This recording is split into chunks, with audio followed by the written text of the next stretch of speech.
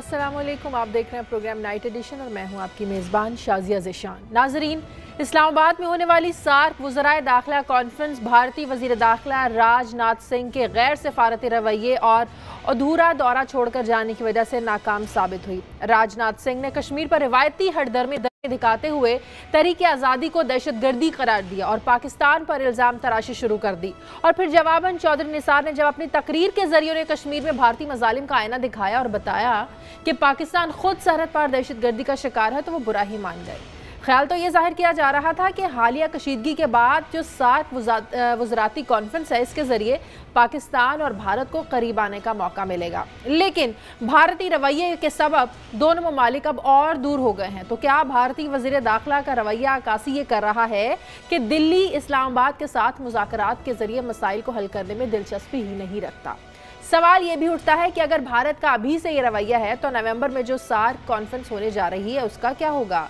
जब नरेंद्र मोदी ने पाकिस्तान आने का वादा किया है, क्या अब भी वो पाकिस्तान आने को तैयार होंगे या नहीं? याद रहे कि सार्क जनूबी एशियाई ममालिक की नुमाइंदा तंजीम है जिसका जो मकसद है वो ये है कि खित्ते में अमन, इस्तेहकाम और तरक्की को लाया जाए, इन मसाइल को डिस्कस किया जाए। लेकिन कश्मीर के दरीना मसले और खित्ते में थानेदार बनने की ख्वाहिश रखने वाले भारत ने इस तंजीम को कभी इसके मकासद में कामयाब होने ही नहीं दिया।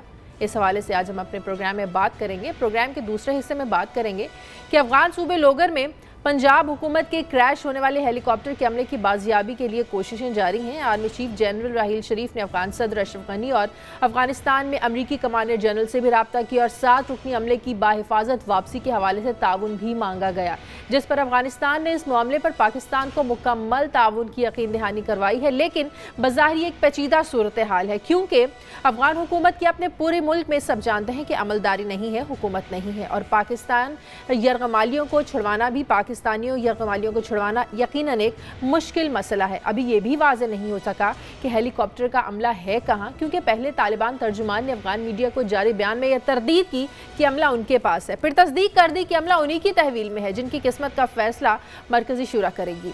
अब इस हवाले से अफगान हुकूमत पाकिस्तान के साथ किस हद तक ताउन कर सकती है, इस पर भी आज अपने प्रोग्राम में डिस्कस करेंगे। प्रोग्राम में लाहौर स्टूडियोज में मेरे साथ तहरीक इंसाफ के रहनुमा एजाज चौधरी साहब मौजूद हैं। बहुत शुक्रिया एजाज चौधरी साहब। जफर इलाही साहब कराची स्टूडियो से हैं, इस्लामाबाद स्टूडियो से सेनेटर जनरल अब्दुल कयूम साहब हमारे साथ मौजूद हैं।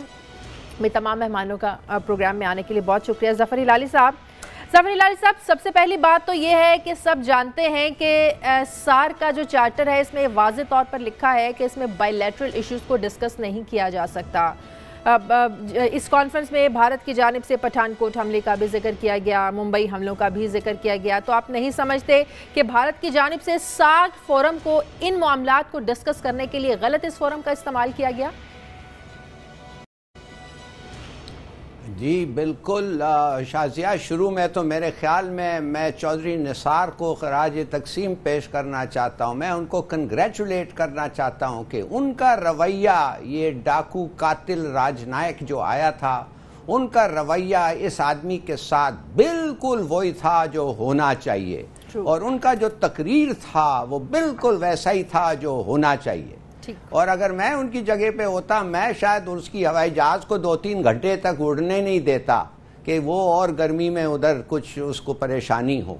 देखिए, बात असल ये है कि ये जो आदमी है ये पहले अनाउंस किया कि मैं पाकिस्तान जा रहा हूं उनकी बेइज्जती करने के लिए। इसने अनाउंस किया ना, इसने कहा मैं नहीं मिलूंगा उनके मिनिस्टर के साथ। इसके माने कि आप इधर आ रहे हैं हमारी बेइज्जती करने के लिए, और साथ साथ वही आदमी जो पूरा जो हुआ है मकबूजा कश्मीर में, ये जितने लोग मारे गए हैं, जितने लोग अंधे किए गए हैं और कितने 100 लोग जो जख्मी हुए हैं, ये आदमी, ये कातिल, उनका रिस्पॉन्सिबिलिटी इसके है। मैं तो हैरान था कि हमने विड्रॉ नहीं किया इन्विटेशन, के जब पता चला कि ये आ रहा है। चलो नहीं किया इसलिए कि सार्क का मामला था। और दूसरी चीज मैं ये कहना चाहता हूं कि चौधरी निसार ने बहुत अच्छा कहा कि उन्होंने कुछ नहीं किया जब तक इसने पहल नहीं की। बिल्कुल ठीक, जब इसने पहल किया और वो अनरिटन अंडरस्टैंडिंग जिसके बारे में आपने जिक्र किया आपके इंट्रोडक्शन में, जब वो अनरिटन अंडरस्टैंडिंग इसने वायलेट किया, फिर उन्होंने इसको एक मुंह तोड़ जवाब दिया। बड़ा अच्छा तरीके से इसके साथ इससे सलूक बड़ा अच्छा हुआ है। और मेरे ख्याल में अगर मूडी भी ऐसे आके बिहेव करे तो उसके साथ भी यही सलूक होना चाहिए। बल्कि तो मैं तो समझता हूँ सार्क को अभी शाजिया इसको मौतबॉल करके रख दें किसी अलमारी में, जब तक ये कातिलाना हुकूमत जो है मूडी के और इसका ये जब तक इनका टर्म खत्म नहीं हुआ, मैं नहीं समझता कि साफ इनके साथ और कठपुतली रिजीम जो बांग्लादेश की है वो तो आया ही नहीं। वो एक और कन्वेंशन उसने भी तोड़ा, तो ये क्या रह गया है? ये सार्क कुछ नहीं रह गया है। सही। जनरल साहब, भारतीय वज़ीर दाखिला ये डिप्लोमेसी का उन्होंने कौन सा उसूल अपनाया है? जिन मामला जिन शिकायत का वो जिक्र कर रहे थे, अगर वो वाकई कन्विंस थे कि उनका जो स्टैंड है वो बिल्कुल दुरुस्त है, तो आपने समझते कि उन्हें उस पर बैठना चाहिए था? उनका ये रवैया कॉन्फ्रेंस को ख़त्म किए बगैर, उसके आखिरी सेशन अटेंड किए बगैर वो उठकर जिस तरह वापस चले गए, क्या ये भारत की बुखलाहट का खुला सबूत नहीं है? या देखिए, ज़फ़र इलाली साहब ने बड़ा खूबसूरती से सारी सिचुएशन को वाज़े किया है। मैंने वो जो सार्क की इनिशियल जब ओपनिंग सेरेमनी हुई तो मैं उधर मौजूद था, लिमिटेड अटेंडेंस थी, और मैंने चौधरी निसार साहब की वो स्पीच भी सुनी और प्राइम मिनिस्टर की भी सुनी, और उसके बाद एक ग्रुप फ़ोटो हुआ और प्राइम मिनिस्टर चले गए। लेकिन मेरे ख्याल है इंटीरियर मिनिस्टर जो इंडिया का है उसको शायद ये ख्याल था, ये गलतफहमी थी कि प्राइम मिनिस्टर जो आएगा पहले उससे हाथ मिलाएगा, फिर निसार मिलाएगा, फिर वो स्टेज पे जाएंगे। तो ये स्टेज पे गए और बड़ी बैलेंस स्पीचेस की जिनका ताल्लुक सिर्फ सार्क के चार्टर के साथ था, जिसमें स्मगलिंग, ड्रग ट्रैफिकिंग, इस तरह की चीज़ें, कनेक्टिविटी और ये सारी चीज़ें, और माजी में क्या प्रोग्रेस हुई और आइंदा हम क्या कर सकते हैं इकट्ठा करके। तो वो बड़ी बैलेंस थी, एक लफ्ज़ बिल्कुल ठीक था। तो उसके बाद वो निकल गए, वापस चले गए। तो अभी देखें इंडिया की ये रौनक है, उनको बहुत बड़ी ये मिसअंडरस्टैंडिंग है कि वो जो मर्जियाँ करते रहे और कहते रहे और दुनिया उसके अंदर हाँ में हाँ मिलाती रहे और आगे किसी को राइट ना हो। तो चौधरी साहब ने बड़ा वाज़े अल्फाज में जब उसने ये इशारा किया कि ये टेररिज्म को सपोर्ट करने वाले भी और ये वो, तो उसके ऊपर उन्होंने यही कहा कि जो तो मूवमेंट चल रही है, चौधरी साहब ने तो वाज़े कहा कि तहरीक आज़ादी की जद्दोजहद और दहशतगर्दी में वाज़े फर्क है। यही बात हजम नहीं हो पाई भारतीय वज़ीर दाखिला को। जी, और दैट इज द रीजन। और मेरे ख्याल में ये हमारे लिए और अच्छा हुआ, उसने रिएक्ट किया तो ये एक ज्यादा बड़ी खबर बनी, और खबर बनने के बाद फिर इसकी एक्सप्लेनेशंस सामने आई और हर किसी पे ये वाज़े हुआ कि हुआ क्या था। तो दैट मीन्स कि ये जो उनका रवैया था वो उनकी अपने लिए बहुत ज़्यादा बाइसे हज़ीमत बनेगा। उसकी वजह यह है कि जिंदा सबूत है, 70 आदमी ऐसे लोग जो कि शहीद हो चुके हैं और पता नहीं कितने 100 जख्मी हुए हैं, और बच्चों की आंखों में और औरतों के ऊपर ज्यादती हुई है। ये कहाँ की कानून है? आप बैनुल-अक़वामी ह्यूमन राइट्स की कन्वेंशंस और उनके लॉज की बात करते हैं, और हेयर इज ए कंट्री जो कहता है हम लार्जेस्ट डेमोक्रेसी है पूरी दुनिया के अंदर, और आप ना अक़वाम मुत्तहिदा की करारदादों को मानते हैं, ना आप बैनुल-अक़वामी, ना आप जेनेवा कन्वेंशंस को कभी उसका पास किया है, और आप विद इम्प्यूनिटी कश्मीर के अंदर कोई 12 से 14 ऐसे कवानीन हैं जिसके अंदर एक्ट्स भी हैं, ऑर्डिनेंसेस भी हैं, बहुत सी ऐसी चीजें हैं जो वो करके, तो इनफैक्ट कश्मीर के अंदर इन्होंने ह्यूमन राइट वायलेशन को इंडिया ने अपने कवानीन के साथ लीगलाइज किया हुआ है और उनके साथ ज्यादती वो कर रहे हैं। 2-2 साल ये लोगों को अरेस्ट करके, और without any, they can shoot to kill, they can enter a house without permission and they can arrest without a warrant। ये कोई ऐसी बातें हवा की नहीं है, ये एक्चुअली ऑन ग्राउंड है। तो मेरे ख्याल में this is the best time के पाकिस्तान की तरफ से भी और बैनुल-अक़वामी सतह के ऊपर बैनुल-अक़वामी बिरादरी को अवेकन करने के लिए पूरी एफर्ट्स अपने तौर पे हो रही हैं, लेकिन चूंकि दुनिया के डबल स्टैंडर्ड्स हैं और उनको यहाँ पाकिस्तान में कुछ छोटा सा वाकया भी हो जाए तो बड़ा हो के नजर आता है। टर्की के अंदर उनके प्रेसिडेंट ने 3 दिन के लिए वो किया, लोगों को अरेस्ट किया, तो उन्होंने कहा ये टार्चर होगा, ये होगा। यहाँ 2-2 साल से लोग यहाँ मिसिंग पर्संस हैं, 1000 औरतें हैं ऐसी जो जिनके साथ ज्यादती हुई। बिल्कुल। मुझे ब्रेक लेने दे, ब्रेक के बाद बात करेंगे। भारतीय वजीर दाखिला ने जो रवैया अपनाया, कॉन्फ्रेंस को इस तरह अधूरा छोड़कर वापस चले जाना, क्या इससे दोनों ममालिक के दरमियान, पाकिस्तान और भारत के दरमियान टेंशन बढ़ेगी? एक छोटे से वक्फे के बाद।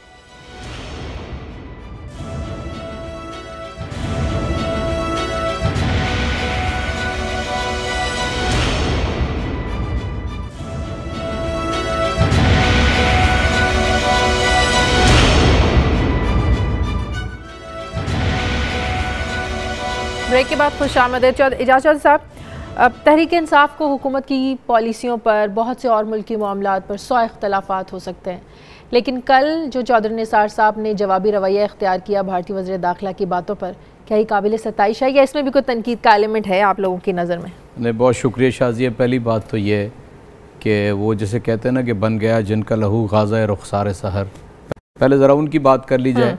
यानी नौजवान बुरहान वानी की शहादत से ये इंतफादा शुरू हुआ और ये बिल्कुल इंडिजनस है, इसके ऊपर कोई उंगली भी नहीं उठा सकता कि कहीं किसी दूसरी तरफ से है। बिल्कुल। और आज तक इन 25 तकरीबन रोज़ हो गए हैं और 62 लोग इसमें शहीद हो गए और कोई 2100 हैं जो पैलेट गन के ज़रिए अंधे कर दिए। बिल्कुल ऐसे, यानी पूरी उन्होंने की है, अल्लाह ताला उनको महफूज रखे। फिर हज़ारों हैं कि जो भारत की जेलों और कंसंट्रेशन कैंप्स के अंदर मौजूद हैं, इसलिए असल खिराज तहसीन तो है उनको। अब आती है पाकिस्तान की ज़िम्मेदारी।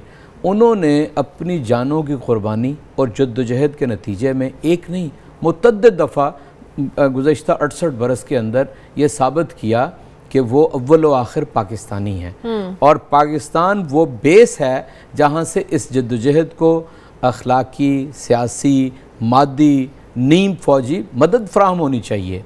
लेकिन मैं समझता हूँ कि माजी के अंदर इसके ऊपर हम वो नहीं काम कर सके जो पाकिस्तान की ज़िम्मेदारी है। अगर ये बात, इससे कोई इख्तलाफ कर सकता है कि कायद आज़म अलैहि रहमत ने ये नहीं फरमाया कि ये शारग है कश्मीर पाकिस्तान की, तो मेरे जैसा तालिब इल्म जो है वो ये ज़रूर समझता है कि जो सारे पानी जिससे उतर रहे हों और वो हो मकबूजा कश्मीर और उसके ऊपर हो दुश्मनों का कब्ज़ा या गैरों का कब्ज़ा, कह लें, चले दुश्मन ना कहिए, तो फिर इसका मतलब शारग ही है उनके गिरफ्त में।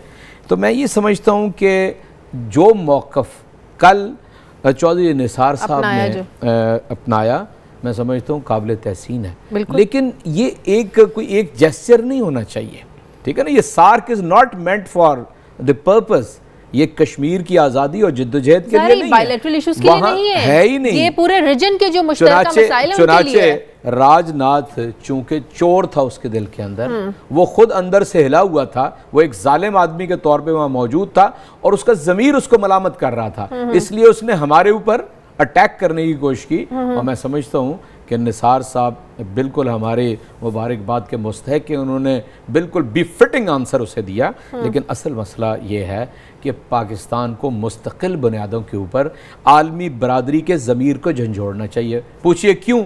मसलन इस दुनिया के अंदर एक ईस्ट तैमूर है, 98 में चंद सालों के लिए, चंद माह के लिए वहाँ के क्रिश्चियन कम्युनिटी ने कहा कि हम एक अलग मुल्क बनाना चाहते हैं और हमारा एक अलग वजूद है। तो यूएनओ ने यूं वहाँ से रायशुमारी हुई और वो इसी तरह सूडान के अंदर हुआ, वहाँ पर भी एक अलग ममलिकत कायम होगी।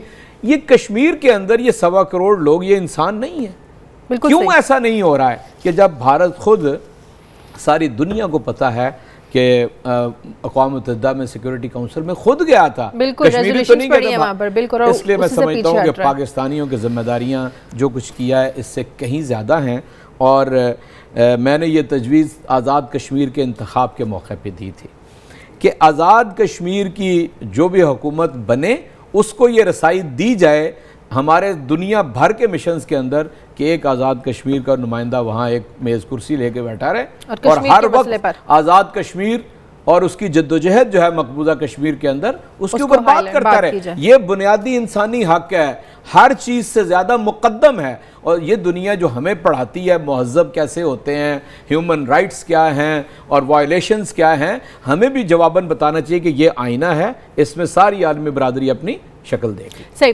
जफर इलाही साहब, कल हमें भारतीय मीडिया का प्रोपेगेंडा भी साफ नजर आया जब उन्होंने खबरें चलाना शुरू कर दी कि पाकिस्तान ने ब्लैकआउट कर दिया है राजनाथ सिंह की तकरीर को। क्या उनका मीडिया ये जानता नहीं था कि ये तय पाया है, ये फैसला किया गया था कि किसी भी रुकन ममालिक की जो तकरीर है उसको नशर नहीं किया जाएगा? भारतीय मीडिया का एतराज़ तो तब बनता था जब पाकिस्तान किसी और रुकन ममालिक की तकरीर को नशर करता। जब ये फैसला तय किया गया था तो भारतीय मीडिया का ये प्रोपेगेंडा समझ में आता है? शाजिया, मैं 38 साल से भारतीय मीडिया का हॉस्टाइल प्रोपेगेंडा के साथ मेरा क्या कहते हैं ताल्लुक़ रहा है। मेरे ख्याल में हम इनके बारे में एक मिनट हराम नहीं करना चाहिए, इनके बारे में डिस्कस करना या कुछ कहना, इसलिए कि ये सब छोड़ें, इनका कोई ऑब्जेक्टिविटी नहीं है। आप देखेंगे when it comes to foreign policy या गवर्नमेंट पॉलिसी, कोई लोग इंडिया में कोई आदमी खड़ा होकर ये नहीं करता। In the main stream media वो लोग हैं वो जो रॉय है और एक दो और हैं जो तकरीरें वो जो आर्टिकल्स लिखते हैं, मगर द रेस्ट ये सब मुलव्वस हैं। इनका हाथ खून में डूबा हुआ है जिधर तक मकबूजा कश्मीर की बात है। मैं आपसे एक चीज़ हमारे व्यूअर्स को याद दिलाना चाहता हूँ।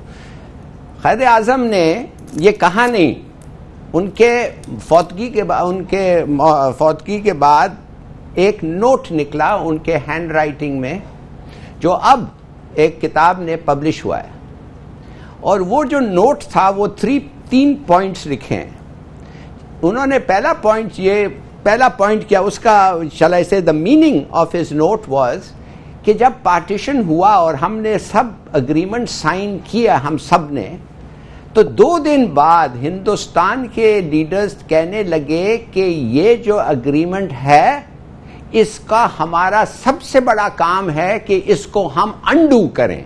इन अदर वर्ड्स, अखंड भारत, रीयूनाइटेड इंडिया, ये हमारा गोल है, उन्होंने लिखा है। तो कहने लगे मैं समझता हूं, इसलिए मैं अब लोगों को कहना चाहता हूं, अपने नोट में हैंड राइटिंग में लिखा है, इसलिए मैं कहना चाहता हूं कि ये जो लोग हैं ये आपके दुश्मन हैं और क़यामत तक आपके दुश्मन रहेंगे जब तक इन्होंने वो काम जो मैंने किया है वो अंडू नहीं किया, वो ख़त्म नहीं किया। और पाकिस्तान की डिमाइज, और आपने खुद देखा होगा मूडी ने जब बांग्लादेश गया था किस जोर और वलवले से कह रहा था कि आधा काम हमारा हो गया है और बेसिकली आधा काम रह गया है।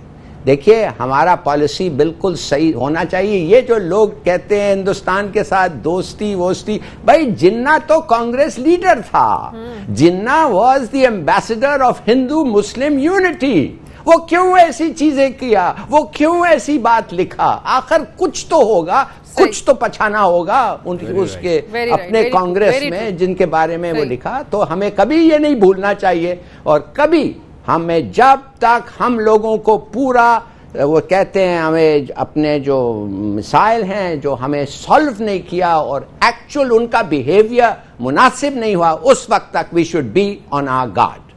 सही। जल साहब, आप नहीं समझते ये सार्क कॉन्फ्रेंस में बजाय इसके कि दोनों ममालिक एक दूसरे के करीब आते, मिलकर मुश्तरका जो खित्ते के मामलात हैं, मसाइल उन पर बात की जाती, ये तो कॉन्फ्रेंस दोनों ममालिक के दरमियान, पाकिस्तान और भारत के दरमियान टेंशन का बायस बन गई? जी, अब देखिए, मैं शाजिया ये समझता हूँ कि इंडिया, उनकी मेंटालिटी को हम जानते हैं। मैं वॉर वेटरन भी हूँ, जंग भी लड़ी है। वो कभी भी किसी सूरत में भी इस तरीके से आगे नहीं आएंगे कि पाकिस्तान को वो डाइजेस्ट कर सके। पाकिस्तान एक न्यूक्लियर पाकिस्तान इन साउथ एशिया में, जो एक पोटेंट मुल्क है 200 मिलियन लोगों का, तो उनका तो काबिल मुज़म्मत रवैया वो रहेगा जब तक कि बैरूनी प्रेशर उनके ऊपर बैनुल अक़वामी बिरादरी का, जहाँ उनके अपने इंटरेस्ट को ठेस पहुँच रही हो, वो ना आए। अभी मैं 2 चीज़ें ऑन रिकॉर्ड रखना चाहता हूँ आपकी वसातत से। पहली बात है कि आज से तकरीबन 100 साल पहले जब फर्स्ट वर्ल्ड वार ख़त्म हुई 1918 में, तो उस वक़्त अमेरिका में 28th प्रेसिडेंट था और उसका नाम था वुडरो विल्सन, और उन्होंने ये कहा था कि fundamental principle of modern international law जो है वो राइट ऑफ सेल्फ डिटर्मिनेशन होगा। और मैं कोट करता हूँ 2 फिक्रे उनके। उन्होंने लिखा कि national aspirations must be respected, people may now be dominated and governed by their consent. Self-determination is not a mere phrase, it is an imperative principle of action. इसके बाद 15 जून 1941 में ये एक अटलांटिक पैक्ट हुआ, जिसके अंदर चार्टर उसे कहते हैं, जिसमें रूजवेल्ट ने जो अमेरिकन सदर थे और विंस्टन चर्चिल जो उस वक्त बरतानिया के प्राइम मिनिस्टर थे, इन्होंने भी बैठ के तो ये राइट ऑफ सेल्फ डिटर्मिनेशन की बात की कि ये तो लीडिंग प्रिंसिपल होगा और इसके ऊपर चला जाएगा। लेकिन जहां इनके मफादात, जैसे बिल्कुल एजाज चौधरी साहब ने ठीक कहा, आप अभी सोचें कि सिर्फ स्कॉटलैंड की देख ले कि उसका रेफरेंडम कराया, आप सिर्फ लंदन की अपनी ये यूरोपियन यूनियन से निकलने की बात देख ले, हुकूमत भी खिलाफ, अपोजिशन भी खिलाफ, लेकिन लोगों की वैल्यू इतनी ज्यादा है कि उनके व्यूज की राय का एहतराम किया गया, ब्रेक्सिट इज ब्रेक्सिट और वो सब कुछ किया। और ये चीजें आप देखे कि क्रीमिया में क्या हुआ, साउथ सूडान की बात आप देख ले, जहां इनको जरूरत पड़ती है वहां फौरी तौर के ऊपर ये करते हैं। लेकिन अदरवाइज ये कहते हैं जी बाईलैटरल का भी एक तरीका होना चाहिए, एक टाइम फ्रेम होना चाहिए। और अभी आप देखें कि ये 60-62 या 70 लोग जो शहीद हुए हैं, और जिस बेदर्दी और बेरहमी के साथ ये मासूम और निहत्ते बच्चे जिनके हाथों में कोई वेपन नहीं है, छोटे बच्चे वो गुलेले पकड़ के तो मार रहे हैं आगे, उनको आपने कत्ल किया है, तो पूरी दुनिया का जमीर खाबिदा है बिल्कुल। ना CNN, ना BBC, ना उसकी कोई पिक्चर। और भारत को जब आईना दिखाया जाता है, भारत को आईना दिखाया जाता है तो भारत से ये बर्दाश्त नहीं होता। भारत का बुखलाहट का खुला सबूत है, जिस तरह कल भारतीय वज़ीर दाखिला कॉन्फ्रेंस छोड़ के चले गए। मुझे ब्रेक लेनी है, ब्रेक के बाद जब वापस आएंगे तो बात करेंगे कि सार्क कॉन्फ्रेंस आखिर अब तक जो उसके मतलूबा नताइज हैं, इस कॉन्फ्रेंस के जो मकासद हैं, क्यों उन मकासद को अभी तक हासिल नहीं किया जा सका। एक छोटी सी वक्त के बाद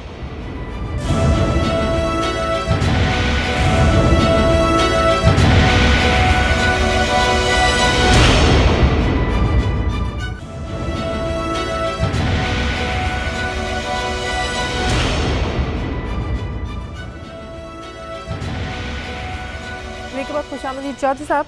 सार्क कॉन्फ्रेंस अपने मतलूबा नताइज क्या वजह है कि कभी हासिल नहीं कर पाई? क्या इसकी वजह यह है कि भारत इस रीजन में रूल करना चाहता है और शायद इसीलिए कश्मीर जैसे सॉलिड इशू से भागता है? वो देखिए, दो बातें हैं। एक तो भारत दूसरों को जिंदा नहीं रहने देना चाहता, उनका एक अपना फिलॉसफी है, और ये तो मोदी RSS का नुमाइंदा है, उनका मेंबर है, और उसको कहते हैं हिंदुत्वा। वो समझते हैं कि सारी दुनिया को हिंदुओं की मलकियत है और सबको उसके तहत ही आ जाना चाहिए। और दूसरा हेजेमनिक, यानी वो बालादस्ती चाहता है पूरे रीजन के ऊपर, रूल करना आप चाहता है। बाकी 6 के 6 ममालिक से आप दिल की बात पूछ लें, वो इससे नाराज़ हैं अंदर से, और अब उसके साइज की वजह से, और यानी कोई बाकी इफेक्टिव रोल नहीं। अफगानिस्तान, बांग्लादेश और भारत का बड़े मामला पर गठजोड़ नजर आता है। गठजोड़ तो ज़ाहिर है जी किसी और पहलू से, वो सार्क में बैठ के उसके ऊपर बात नहीं कर सकते। वो एक आलमी तनाजुर में अगर आप देखें तब जाके आपको अफगानिस्तान और भारत का गठजोड़ नज़र आएगा। और कुछ हमारी गलती है विज़ ईरान, गलतियाँ हैं। मैं तो बिल्कुल वाज़ेह तौर पे समझता हूँ कि ईरान हमारा बहुत अच्छा हमसाया है, हमारे बेहतरीन ताल्लुकात ईरान के साथ होने चाहिए, और जब वो बेहतरीन ताल्लुकात होंगे तो भारत को भी एक दूर रह के प्रेशर में रहने का मौका मिलेगा। सार्क ने आज तक तो सवाए खेलों के, और ये जो हम समझ लें कॉन्फ्रेंस होगी सालाना, कभी किसी मुल्क में कभी किसी मुल्क में, इसके अलावा मैंने तो कोई सिग्निफिकेंट सो मच सो कि ये वीज़े की पाबंदियाँ वो कोई इस तरह की आम यानी नरमी नहीं कर सकते। हमारे फिशरमैन पकड़े जाएं तो उनकी जान नहीं छूटती, तो इसलिए अभी तक तो कोई इसकी नतीजा खेज़ नहीं हो सका। सबब वही है कि ख़ुद भारत जो है वो एक ख़ास ऐनक लगाकर हालात का जायज़ा लेता है, और वो ये समझता है कि ये सारे छोटे ममालिक हैं और इनके ऊपर मेरी गिरफ्त होनी चाहिए और इलाके का थानेदार बन के रहना चाहता है। देखिए, अमेरिका की भी एक तो सोच है ना, फॉरेन पॉलिसी है, वो कहता है कि दुनिया यकमहवरी है, मैं हूँ और बाकी सारे लोग हैं। इसी तरह भारत यहाँ इलाके का थानेदार, इसलिए वो सार्क से वो फ़वायद हासिल आज तक नहीं किए जा सके जो सार्क से हो सकते थे। तो फिर ऐसे में ज़फ़र हिलाली साहब, सार्क कॉन्फ्रेंस की सिग्निफिकेंस क्या रह जाती है, इसकी अहमियत क्या रह जाती है, जब मतलूबा नताइज ही ये कॉन्फ्रेंस में कभी हासिल नहीं हो पाए, रीजन के जो मुश्तरका मसाइल हैं उनको ही हल नहीं किया जा सका? उसका जवाब है ज़ीरो सिग्निफिकेंस।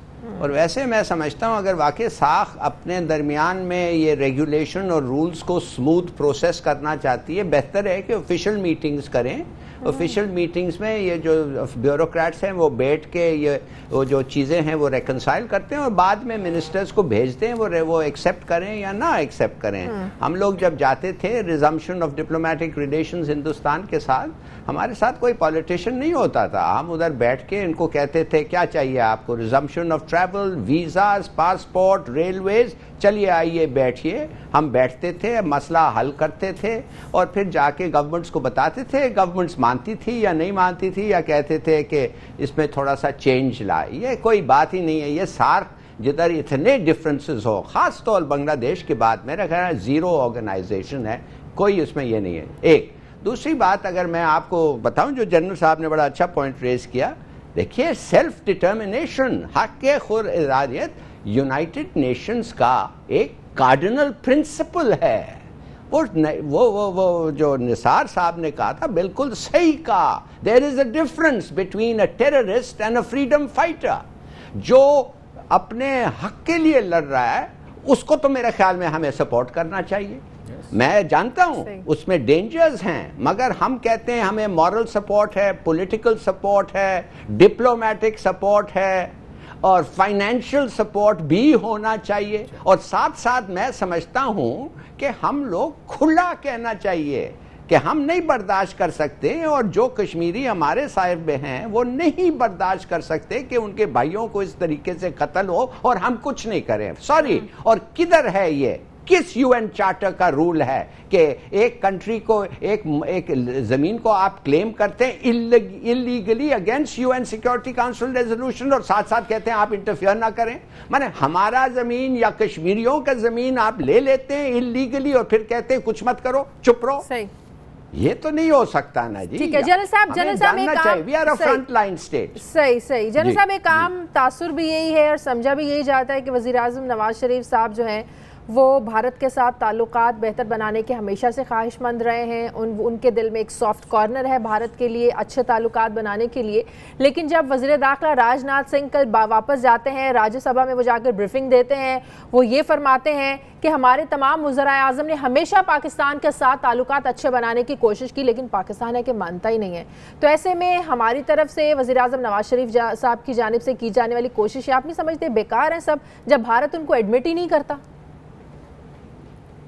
या देखिए, एक दो चीज़ें मैं कहना चाहूँगा। पहली बात जो ज़फ़र लाली साहब ने कही, यूनाइटेड नेशन का जो चार्टर है उसका यूएन जनरल असेंबली का रेजोल्यूशन है 1514 जो राइट ऑफ सेल्फ डिटर्मिनेशन की बात करता है और जिसके ऊपर एप्लीकेबल ही होना चाहिए। दूसरी बात आपने पहले सार्क की थी एंड आई 100% एग्री कि इसकी आउटकम ज़ीरो ही रहेगी जब तक कि हमारे ये मेजर इरिटेंट हल नहीं होते। ख़ास स्टाफ लेवल के ऊपर आप कुछ करें भी तो कोई ब्रेक थ्रू नहीं हो सकती। आप वीज़ा खोलें, आप ट्रेड शुरू कर दें, अचानक जब इस तरह का कोई निहत्ता बंदा उधर हलाक हो जाएगा तो इधर तो आग लगाएंगे लोग सड़कों पे निकल के उन कंटेनरों की जो उनका सामान लेकर अफ़गानिस्तान जा रहे हैं या आ रहे हैं। तो ये बात देर पा नहीं हो सकती। तो इसलिए वो मसाइल हल करने ज़रूरी हैं। अभी जहाँ तक नवाज शरीफ साहब का ताल्लुक़ है, मैं आपको ये बताऊं कि पूरे पाकिस्तान की जितनी तारीख़ है इसमें हर लीडर ने, सिविल और मिलिट्री, अपनी अपनी हिकमत अमली और बसीरत के मुताबिक कश्मीर के मसले को टॉप पे रखा है। आल्दो कुछ की हिकमत अमली इतनी ठीक नहीं थी, जैसे general Pervez Musharraf out of the box solution में वो रेजोल्यूशन को ऐसी बातें कर रहे थे कि हटा देंगे, वो काउंटर प्रोडक्टिव थी। लेकिन एक हिकमत अमली ये है कि क्या इंडिया के साथ कुट्टी कर ली जाए, बॉर्डर सील कर दिए जाए और इनको कहा जाए जब तक कश्मीरियों को हक नहीं देते हम आपसे बात नहीं करते। दूसरा एक स्कूल ऑफ थॉट कहता है कि no, engage them, bring them on the negotiating table और वहाँ उनको कन्फ्रंट करें और एम्बैरस करें। उनको बताएं कि भाई आप देखिए, अगर ये इंडियन इंटीरियर मिनिस्टर यहाँ ना आता और यहाँ आके ये अर्जा सराई करने की कोशिश ना करता तो हमें ना मौका मिलता ये कहने का कि भाई देखो वो तो अपनी आज़ादी की जंग लड़ रहे हैं। अमेरिका के जॉर्ज वाशिंगटन में भी अपनी आज़ादी की जंग लड़ी थी और अपने आप को आज़ाद कराया था। वो तो सारे फ्रीडम फाइटर हैं और जब आपको पसंद होती है वो फ्रीडम फाइटर बन जाते हैं, अदरवाइज आप टेररिस्ट का वो उसको रोक देते हैं। तो इसलिए इस हिकमत अमली के ऊपर आज भी हमारी पॉलिसी ये है कि अफ़गानिस्तान ईरान, इंडिया, नेबर्स के साथ हम अंगेज रहे और उनको बैठ के कहें कि हमारे इश्यूज ये हैं। लेकिन जो हमारे ताल्लुकात ईरान के साथ है, पीपल टू पीपल, या अफगानिस्तान के साथ है, वो बाय द ग्रेस ऑफ अल्लाह जो है वो कोई ऐसी बात नहीं है कि वो है। लेकिन हुकूमतों के साथ गलतफहमियाँ होती हैं जो नहीं होनी चाहिए, क्योंकि ये हमारे बिल्कुल नेबरिंग मुस्लिम कंट्रीज हैं। इंडिया के साथ भी हम ये चाह रहे थे कि किसी तरह से ये मेल्टडाउन हो और वो किसी बात पे आए। पिछले नवाज शरीफ साहब के टूर में आपको पता है वाजपेयी आ गया था, आके उसने बात की, लेकिन ताली एक हाथ से तो नहीं बचती, ताली एक हाथ से तो नहीं बचती ना जनरल साहब। पाकिस्तान आखिर कब तक पहल करता रहेगा? जी तो वो तो ठीक है। और ऑब्वियसली अभी ये जो कुछ हुआ है इसको हमें जरूर हाई लेवल पे लेके जाना चाहिए और वर्ल्ड मीडिया को, वर्ल्ड लॉबियस्ट को, अपने जो मुख्तलिफ इंस्टीट्यूशन है बैनुल अक़वामी सतह के, OIC है, यूनाइटेड नेशन का है, ह्यूमन राइट्स कमीशन के बहुत से टीयर्स हैं, उनको फॉरेन ऑफिस की तरफ से टेलीग्रामें भी जा रही हैं, यहाँ एम्बेसडर्स को ब्रीफ किया जा रहा है, बाहर जाके भी ब्रीफ किया जा सकता है और मेरे ख्याल आई एम श्योर कि ये किया जा रहा है। तो इसके ऊपर हम जोर डालेंगे तो मेरे ख्याल में इंडिया अभी फॉर लॉन्ग इस सेपरेशन को अपना कायम नहीं रख सकता। ठीक है, मुझे ब्रेक लेने नाज़रीन, छोटे से वक्फे के बाद हमारे साथ।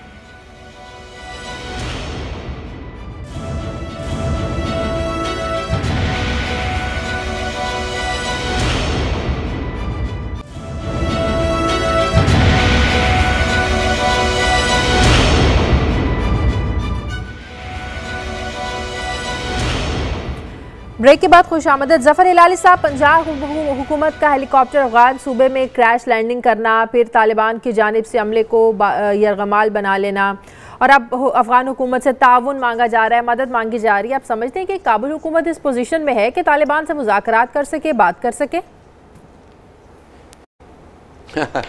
नहीं शादिया, वो अपने आप को मदद नहीं कर सकते हैं, वो हमारे लिए क्या कर सकेंगे।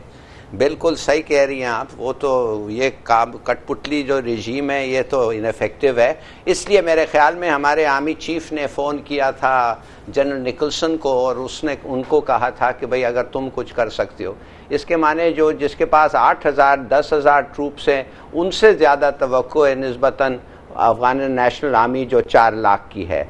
मैं सिर्फ एक दो चीज़ें पूछना चाहता हूं हमारे लोगों से कि क्या आपके पास कितने M17s हैं भाई, और कितने सालों से आपके पास M17s, क्या आप सर्विस उनको करना नहीं सीखा? I mean I don't understand, क्या ज़रूरत था भेजने के लिए, सीखने के? और अगर आपको भेजना था तो क्या कोई और रूट नहीं था? जी हाँ, और आप ये जानते हुए कि पूरे अफगानिस्तान में अफगान हुकूमत का कंट्रोल नहीं है और आपको ये भी पता है कि बहुत सी जगह ऐसी जहाँ सिर्फ तालिबान रूल करते हैं, काबिल हुकूमत का कोई अमल दखल ही नहीं है वहां पर। एग्जैक्टली। और क्या किस हाइट पे वो हेलीकॉप्टर फ्लाई कर रहा था? और तीसरी बात यह है कि अगर उसका सर्विस लिमिट हो गया था तो why are you flying a helicopter जिसका सर्विस लिमिट क्रॉस कर गया है? इसका मतलब यह है वैसे ही पुराना जहाज है, उसको अगर आप देखें 20-30 साल का जहाज है। मुझे समझ नहीं आती है कि हम क्यों आबे। और मैं ये भी जानना चाहता हूं कितने पैसे थे उस हेलीकॉप्टर में? क्या हम कैश डाउन पे कर रहे थे रूस को? मेरे ख्याल मुझे एक न्यूज़पेपर रिपोर्ट डॉन में आप पढ़ें, वो कहता है कि 24 मिलियन कुछ ऐसे कुछ पैसे थे। तो ये मैं, और इतने लोग एक हेलीकॉप्टर सर्विसिंग के लिए जा रहा है, 6, 8 और 5 रिटायर्ड लेफ्टिनेंट कर्नल्स और 3-4 2 गवर्नमेंट ऑफिशियल्स। क्या ये एक जॉय राइड के लिए जा रहे थे, मुफ्त छुट्टी पे जा रहे थे? मुझे समझ नहीं आ रही है कि एक डेंजरस एरिया के ऊपर आप एक पुराना helicopter at relatively low altitude को फ्लाई कर रहे हैं, तो क्यों ऐसा आप रिस्क ले रहे हैं? और रशियन, और तीसरी बात, माफ करिए फिर मैं ये आखिरी सवाल पूछूंगा कि क्या इतने साल हो गए अभी तक हम एक सर्विसिंग नहीं सीख सके? सही, इसका जवाब जनरल साहब से ले सकते हैं। जनरल साहब जी देखिए, ये जहाज़ MI-17 जो है ये उस वक्त पंजाब गवर्नमेंट ने लिया था 2005-06 में, और ये 5000 घंटों के बाद नॉर्मल रूटीन मेंटेनेंस तो उसकी यहाँ हो रही है। लेकिन इसकी टोटल ओवरऑल कि हमारे पास जो हेलीकॉप्टर की टेक्नोलॉजी है वो नहीं है। टोटल मेंटेनेंस तो आप करते हैं, चलते भी, आपके बहुत बड़े फ्लीट है सब कुछ, लेकिन बेस ओवरऑल के लिए वहाँ ये पहले 2011 में भी गया था और अभी 2016 में दोबारा उसको भेजा जा रहा था, जिसके कुछ अखराजात आने थे वो शायद लेकिन क्या ये नहीं जान क्या इस बात का ख्याल नहीं था कि इसमें रिस्क भी हो सकता है? रिस्क क्यों लिया गया? क्या कोई और रूट नहीं हो सकता था? देखिए शाजिया, जब आप एयरबॉर्न होते हैं ना तो रिस्क हर तरफ है। आपका अफगानिस्तान के साथ फ्लाइट्स जाती हैं, लैंड करती है काबुल एयरपोर्ट पे। यहाँ से चीफ ऑफ आर्मी स्टाफ भी कभी हेलीकॉप्टर पे जाते हैं, कभी जहाज़ पे जाते हैं, प्राइम मिनिस्टर जाते हैं, उनका सदर आता जाता रहता है। हमारी जितनी फ्लाइट्स यूरोप को जाती हैं वो सारी ऊपर से अफगानिस्तान के ऊपर से उड़ के जाती है, ऐसी कोई बात नहीं। लेकिन ये देखना चाहिए ना कि वो हेलीकॉप्टर था, वो तो हेलीकॉप्टर तो नीचे फ्लाई करता है। ये तो हमने सेंट्रल एशिया से गुजर के रशिया तक जाना था, इतना हाई फ्लाई कैसे कर सकता है? नहीं, ये बहुत ऊंचा फ्लाई, ये किसी ने को मार के थोड़ा गिराया है नीचे। ये हाई फ्लाइट के ऊपर जाता है और सेफ डिस्टेंस के ऊपर ये जा सकता है, तकरीबन 5-6 किलोमीटर, और ऊपर से ये जाके आगे जा सकता है। लेकिन जब इसको प्रॉब्लम हुआ तो वो नीचे ले आए। लेकिन ये बात बिल्कुल ठीक है कि अफगानिस्तान के ऊपर, वैसे तो अफगानिस्तान के सदर और सारे हमारे ऊपर रोब डालते हैं, लेकिन उनका जो सूबे हैं, मसलन कुन्नड़ है, नूरिस्तान, पाक्तिया, पाक्तिका, नंगरहार, खोस्ट, हेलमंड अभी रिसेंटली उनसे गया है, कुंडस, और इसी तरह ये लोगर वगैरह का जहाज नीचे उतरा है, वहाँ 2/3 पे तो उनका कंट्रोल ही नहीं है। तो मकसद ये है कि एक बड़ी बैड लक है। और ये जो लेफ्टिनेंट कर्नल्स वगैरह की बात हो रही है, वो पायलट्स है ना, उस जहाज का एक क्रू होता है पूरा, जिसमें 2 पायलट होते हैं, पीछे उसका और अमला होता है, वो प्लस एक जो रशियन इंजीनियर है वो जा रहा था। तो इसके ऊपर अभी इन टच है अफगान तालिबान। लेकिन अभी तो यही सामने नहीं आया कि तालिबान के तो बहुत से ग्रुप्स हैं ना, अफगान तालिबान के ग्रुप्स हैं वहाँ पर, मुल्ला फजलुल्लाह ग्रुप बैठा हुआ है वहाँ पर। अभी तो यही नहीं सामने आया है कि अगवा किसने किया है, ये गमाल किसने बनाया। अभी तो कोई डिमांड्स भी सामने नहीं आई हैं। जी हाँ, यही तो चीज़ उनसे चेक हो रही है ना, बिकॉज उधर वहाँ हुकूमत तो है नहीं, एक इंस्टॉल्ड यही तो मसला है, कठपुतली सेटअप है काबुल के अंदर, जिनका आपस में हमें तो वो ब्लेम करते हैं, लेकिन उनका अपना कंट्रोल वही 10-12 हज़ार जो अमेरिकन है, उनका भी कोई कंट्रोल नहीं है। वो 10-12 हज़ार अमेरिकन भी कन्फाइंड टू ए बेस है, ये मैं आपको बता रहा हूँ। वरना कैसी जरूरत हो सकती है एक छोटे से मुल्क के अंदर कि हेलीकॉप्टर नीचे उतरा है, आपको इंडिकेट भी हो गया है, आपके इलेक्ट्रॉनिक मीन्स हैं, आप देखते हैं एक गाड़ी का नंबर प्लेट भी पढ़ा जा सकता है। तो आपको एक हेलीकॉप्टर और बंदे नजर नहीं आए कि फौरी तौर के ऊपर आप हेली लिफ्ट करें फोर्सेस को और देखें कि ये जो अथोराइज्ड फ्लाइट रूट था, जिसकी परमिशन अफगानिस्तान ने दी हुई थी, जो उनके नॉलेज के अंदर था, जो डिपार्टमेंट के पता था, द मोमेंट वो नीचे आया तो उसको रेस्क्यू करना चाहिए था। बिल्कुल सही। चौधरी साहब, कल अमेरिका ने पाकिस्तान को हक्कानी नेटवर्क की जो पादाश है उसके ऊपर पाकिस्तान को कहा जाता है कि कार्रवाई नहीं कर रहा, $30 करोड़ इमदाद देने से इनकार कर दिया। तो ऐसे में अमेरिका से क्या एक्सपेक्ट किया जाए, वो पाकिस्तान को हेल्प करेगा? मेरा ख्याल है कि पहले भी अमेरिका ने कभी हमें हेल्प नहीं किया, उसने हमें दबाया ही है, और चंद टिकों के हम पहले अपने लोग भी बेचते रहे हैं।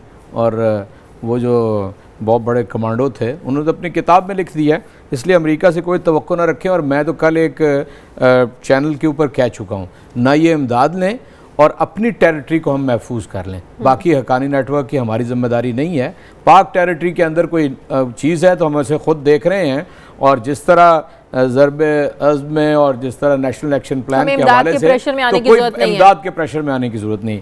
एक बात मैं मुतालबे के तौर पे आपके प्रोग्राम में कहना चाहता हूँ, ये जो हेलीकॉप्टर है ना, इसके बारे में तकरीबन सारा प्रेस और मीडिया ये कह रहा है कि ये इस काबिल नहीं था कि ये फ्लाई करता। और यहाँ पर है असल नेग्लिजेंस, ठीक है ना, इसकी तहकीकात होनी चाहिए। ये कोई मामूली लॉस नहीं आ जाएगी कुछ बिल्कुल दिनों के बाद। ये मैं मुतालबा कर रहा हूँ और मैं इंशाल्लाह इसको अपने किसी दोस्त के जरिए पार्लियामेंट में भी उठाऊंगा। बहुत शुक्रिया एजाज चौधरी साहब, जनरल अब्दुल कयूम साहब हमारे साथ है, जफर हिलाली साहब, में तमाम मेहमानों का बहुत शुक्रिया। प्रोग्राम का वक्त खत्म हो गया है। नाइट एडिशन से शाज़िया ज़ीशान को इजाज़त दीजिए, आपसे मुलाकात होगी कल। अल्लाह हाफ़िज़। ये इसको दबा रहे हैं।